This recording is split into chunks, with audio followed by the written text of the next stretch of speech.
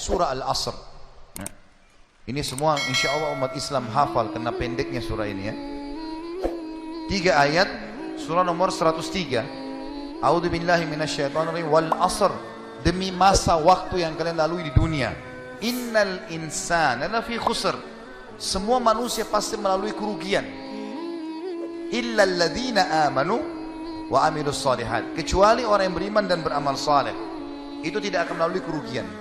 Allah akan berikan dia jalan keluar dari masalahnya. Dan kalaupun sampai ada sesuatu masalah atau program atau proyek dia tidak dapat, berarti baik buat dia. Pasti itu, tidak mungkin tidak. Allah selamatkan dia. Wa tawasaw bil haqqi wa tawasaw bis sabr, maka saling mewasiatkanlah kebaikan ini dan kebenaran ini, dan saling mewasiatkanlah agar sabar selama hidup di dunia, karena kalian akan menuju ke akhirat. Saya kasih contoh teman-teman, ada satu doktor ngajar di Ummul Qura, Dr. Muhammad, semoga Allah jaga beliau. Saya pernah mendengarkan salah satu kaset ceramahnya, luar biasa gitu. Dia kasih contoh, dia bilang ada seseorang, jazakallah khair, ada seseorang di Saudi, teman dia, salehnya luar biasa ibadahnya. Dia bilang sholat malamnya gak kehilangan, sholat 5 waktu selalu on time, selalu menjaga istiqomah di jalan Allah, halal, haram. Satu waktu dia lamar seorang wanita dan diterima lamarannya. Pada saat sudah mau menikah, gitu kan, kurang lebih ditentukan jadwal, kalau saya tidak salah itu 3 bulan dari waktu itu akan menikah. 2 bulan atau 1 bulan sebelum pernikahan, tiba-tiba perempuan ini batalin pernikahan. Batal pernikahan, nggak jadi nikah. Laki-laki ini bertanya kepada calon mertuanya, ada apa? Saya juga nggak tahu. Ditanya perempuan ini oleh orang tuanya, kenapa nak? Malu keluarga? Enggak, pokoknya saya nggak mau nikah sama laki-laki ini. Bersikeras si perempuan tidak mau nikah. Kata Dr. Muhammad, dia bilang, saya setiap kali ketemu sama teman saya ini, teman saya selalu berdoa. Saya dengar doanya, ya Allah kembalikan wanita ini pada saya suka sama dia. Luar biasa merengeknya sama Allah. Dan saya saking kesian sama dia, sampai saya mengatakan, ya Allah kabulkan buat dia. Luar biasa dia mohonnya sama Allah. Tapi uniknya kata Dr. Muhammad, enggak dikabulkan, enggak dikasih sama Allah. Sampai tiba hari H pernikahan yang ditentukan tanggalnya, perempuan ini akhirnya memang dia tunggu waktu itu, ada laki-laki lain lamar, diterima sama dia. Diterima pada saat itu. Diterima lamaran laki-laki baru. Waktu sudah menikah sama laki-laki itu, si orang soleh ini, temannya Dr. Muhammad, berhenti berdoa. Selesai, jadi istrinya orang, nggak boleh kita doa lagi kan. Maka Dr. Muhammad mengatakan, saya justru bertanya-tanya pada saat itu, di mana bentuk kasih sayangnya Allah kepada teman saya? Dia sudah soleh, janji Allah baik, mestinya dia dapat yang dia mau. Kenapa di sini luput? Nah ini yang saya bilang di poin ke-11, Allah selamatkan dari kerugian dan bahaya. Ternyata dia bilang, justru setelah perempuan itu nikah sama laki-laki yang jadi suaminya sekarang, saya baru tahu bentuk kasih sayangnya Allah pada teman saya. Karena ternyata baru sebulan menikah, perempuan ini periksa ke dokter, dia punya sakit di dada sebelah kanannya, maaf di payudara sebelah kanan. Dokter memvonis kena kanker payudara yang kronis, harus dipotong. Sebulan menikah, payudara kanannya dipotong. Bulan kedua, kanker itu sudah menyebar ke payudara kiri dan dipotong dua-duanya dalam 2 bulan pernikahan. Bulan ketiga, ini kejadian nyata. Bulan ketiga, ternyata perempuan ini punya masalah di urat saraf di bagian otak belakangnya, sehingga membuat kedua matanya buta. Dan bulan keempat, wanita ini meninggal dunia. Kata dia, Dr. Muhammad bilang, subhanallah, kalau teman saya yang jadi suami dia, maka dia tidak akan menikmati pernikahan. Tapi Allah selamatkan dia dengan caranya. Jadi kadang-kadang ada yang luput dari kita. Kita sudah mohon sama Allah, Allah belum kasih. Kalau Allah tidak kasih, teman-teman, yakin itu baik buat kita. Jangan sangka buruk sama Allah. Sebaliknya, kalau kita minta sesuatu yang besar kepada Allah, tidak ada yang mustahil. Yang penting kita merengek dan manja kepada Allah. Dalam kisah yang lain di Yaman, dan ini sempat kisahnya menghebohkan Timur Tengah, anak muda hafal Quran, matanya buta. Anak ini dari kecil tidak pernah sekolah, dia ditinggal di rumah, tapi orang tuanya panggilkan guru ngaji, dia hafal Quran. Satu waktu umurnya waktu mencapai sekitar 25 tahun, dia berpikir untuk menikah, punya perasaan fitrah manusia, walaupun dia tidak melihat, dia ingin menikah. Setiap kali dia bicara sama ayahnya masalah pernikahan, ayahnya bilang, nak, siapa yang mau menikah sama kamu? Nggak ada kerjaan, matamu buta, gitu kan?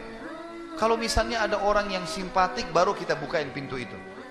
Anaknya selalu merasa terpukul. Apa yang terjadi? Dia berdoa sama Allah. Dalam kisah ini dikatakan, dia cerita tentang dirinya, dia bilang, saya berdoa selama sebulan.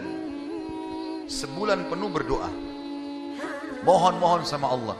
Kasih ya Allah, nikahkan saya. Dan doanya begini, ya Allah, karuniakan saya wanita yang paling cantik di Yaman, yang paling pintar, yang paling kaya. Begitu doanya. Saya sengaja datangkan contoh pernikahan supaya tidak ngantuk ini. Langsung melotot matanya laki-laki di sini. Tapi memang kisah nyata terjadi seperti itu.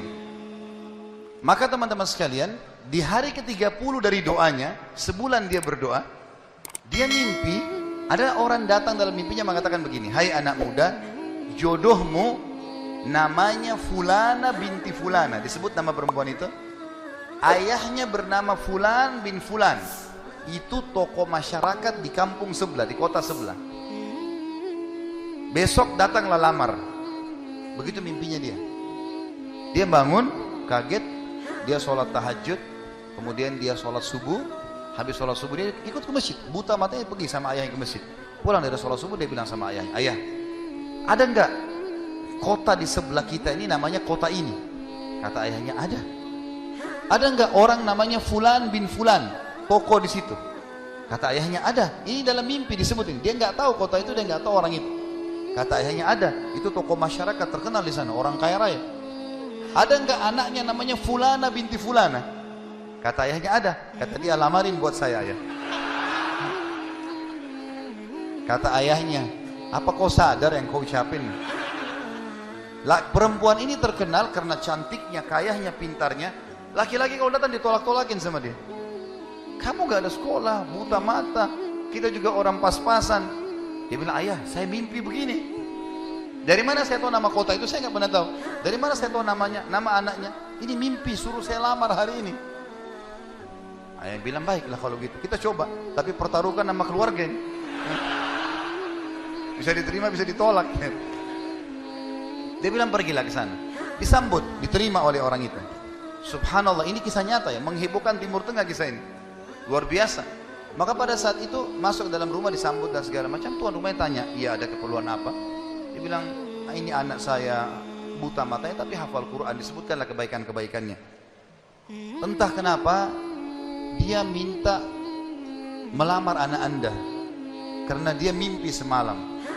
Anehnya si calon ayahnya si perempuan ini langsung bilang, saya terima lamarannya. Tiba-tiba kisah nyata begitu. Yang ayahnya si laki-laki bilang, kenapa anda spontan terima? Dia bilang, karena saya juga mimpi tadi malam. Loh, kisah nyata.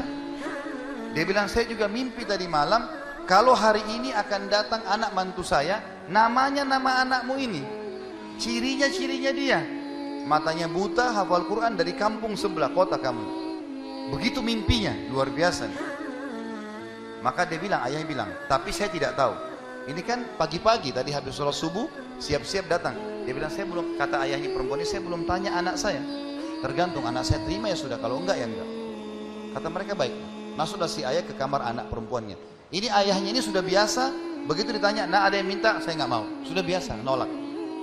Kata dia, nak, dari kampung sebelah, kota ini ada, kampung ini ada si Fulan, matanya buta, mau melamar kamu. Anak perempuan itu bilang apa? Ayah nikahkan saya. Terima lamarannya. Kata ayahnya, bagaimana? Kau belum lihat orangnya? Dia bilang, tadi malam saya mimpi. Kisah nyata loh. Si perempuan itu mimpi, mengatakan akan datang jodohmu besok, namanya Fulana bin Fulan, dari negeri kota sebelah, buta matanya, hafal Quran, terima lamarannya, karena itu suami terbaik. Menikah gara-gara itu. Makanya sahabat dalam berdoa. Kita ini kadang-kadang atau antum ini sering berdoa, baru 2 kali sudah ngomel sama Allah. Sebulan orang berdoa, beberapa hari, sabar. Jadi minta sama Allah tidak ada yang mustahil, gitu kan? Satu sisi yang lain, kalau kita sudah minta Allah belum kasih, berarti bukan Allah benci sama kita, justru Allah mau selamatkan kita, sebagaimana kisah tadi wanita yang buta itu. Ini namanya contoh orang selamat dari kerugian. Allah selamatkan dengan caranya. Masuk dalam semua lini teman-teman ya, proyek yang kita bisa dapatkan dan semuanya ini termasuk kebaikan.